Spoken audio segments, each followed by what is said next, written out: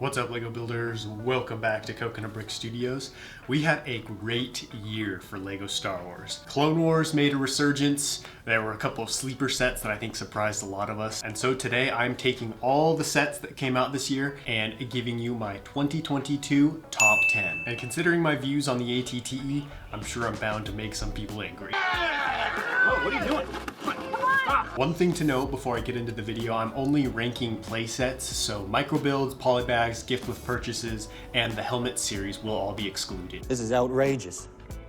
It's unfair. If you liked at least one set that came out this year, don't forget to execute order 66 on that like button. And let's get this party started. Okay, coming in at number 10, I have the 75324 Dark Trooper Attack, retailing for $35 US.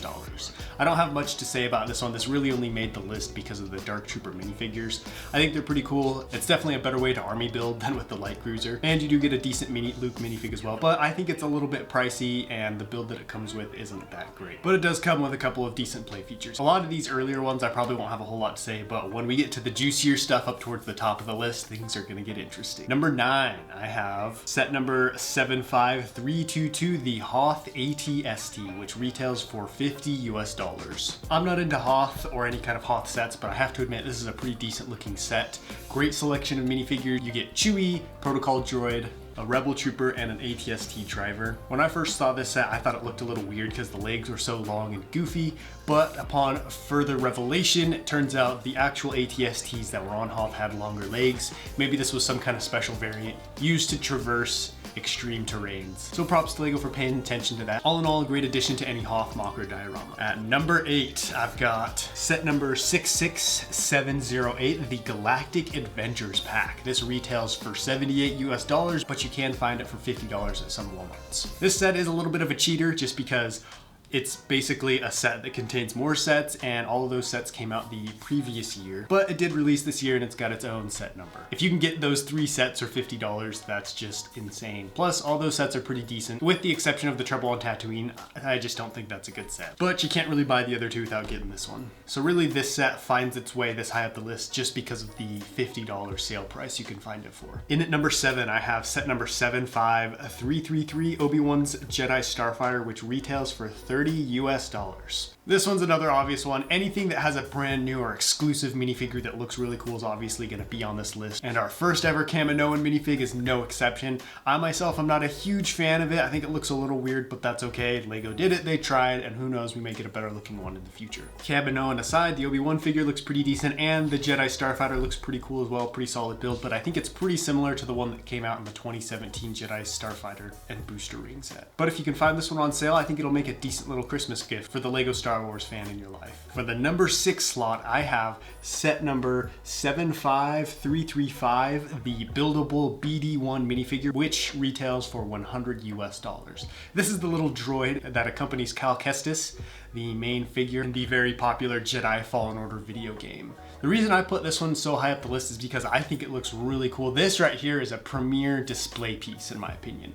The build looks really solid, very smooth, not a whole lot of exposed studs, and the unique build I think will make it very interesting to look at, and the kind of muted color tones with the beautiful red highlights would just go great on a nice simple black shelf, I think. All right, set number 5, the one I've been waiting for, and it is set number 75337, the ATTE, which retails for $140 US.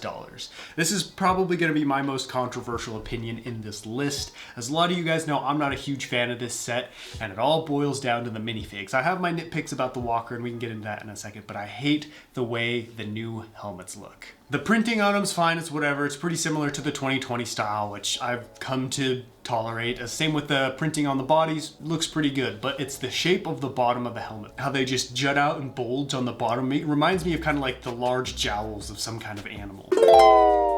And I just don't know why LEGO changed that. It makes no sense to me. I also think the Commander Cody fig doesn't look very good. The visor is huge. Just the proportions on these are off, and as a result, just kind of ruins the Clone Troopers for me. And because so many come in this set, that kind of bumped it down on the list for me. That being said, I cannot deny it is an objectively good set, and I see why a lot of people like it. To get an AT-AT Walker, that many clone minifigs, a named clone, and droids for $140 is actually a really good value. That's why I was forced to put it so high on the list. Because the Walker itself is pretty cool. The only things I don't like are the front feet. I think they look too small and weird. Now I know front legs are smaller than the side legs. Believe me, I love me some AT-ATs.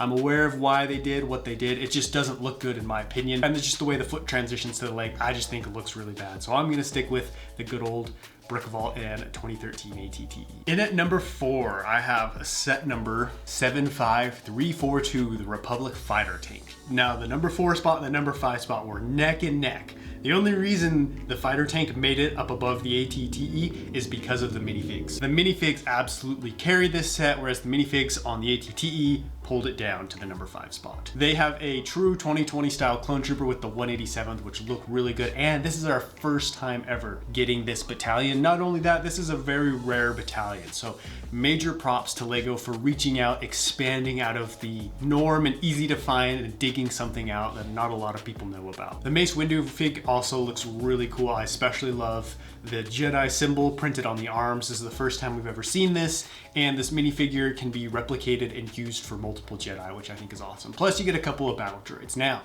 the only bad thing about this set is the actual build. To be honest, the fighter tank still reminds me of a 4+ set. The older ones are better. I mean, you can mod it, you can change it, you can do whatever you want, but that's the cool thing about LEGO sets is you can change and mod the builds, but you can't always do that to the minifigures. So the fact that the minifigures are so good on this one is why it placed so high on my list. All right, we finally made it to my top 3 of 2022, and to kick things off in the 3rd spot, I have set number 75336, the Inquisitor Transport Scythe, which retails for $100. I think this set surprised pretty much everybody. I did see a whole lot of hype or excitement around it, but when images were revealed and we saw it, everybody fell in love and went wild. And I can see why. I was one of those people. It's a beautiful looking ship. This is one of the very, very few LEGO sets that looks as good or almost as good as a mock would.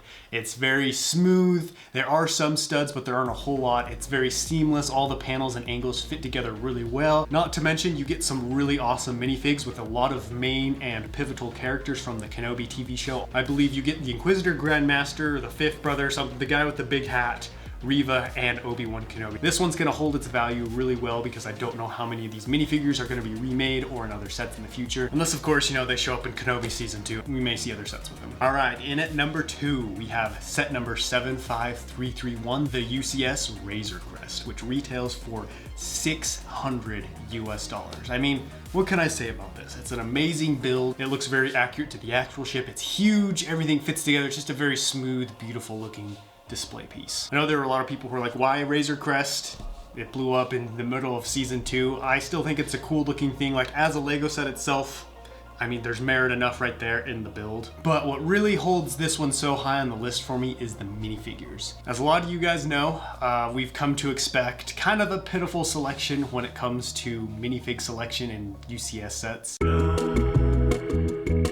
And this was not the case for the Razor Crest. Not only did it come with good minifigs, but there were even side builds. This right here, the side builds, is why I want to get it and why I'm so excited about it. You get a little brick-built Blurg and a little hover carrier for Grogu. These side builds I think are pretty cool looking and add a lot of playability and value to this set. I can't even remember what the last UCS set was that had side builds in it. Whew, here we go. Number 1, the best set to come out of 2022 in my opinion. That is the Ambush on Ferrix.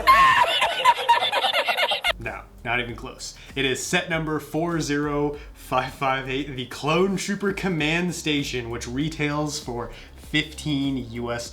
Surprise, surprise.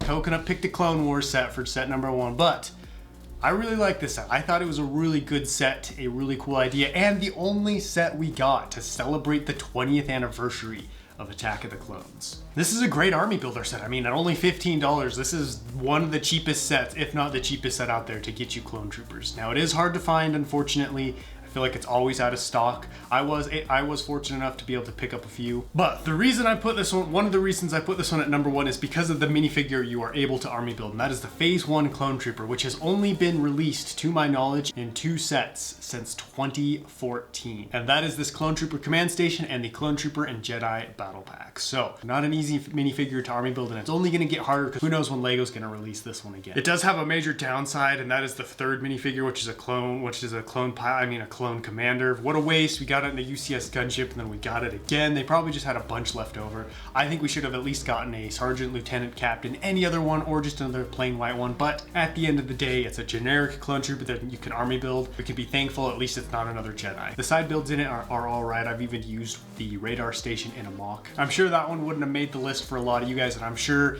it's only because I'm heavily biased towards it, but I don't care. It was the best set of 2022 for me personally. So that wraps up my top 10 of 2022. Let me know down below in the comments where you agree, where you disagree, what's your favorite set of 2022 is, and I will catch you guys in the next one. But until then, happy building.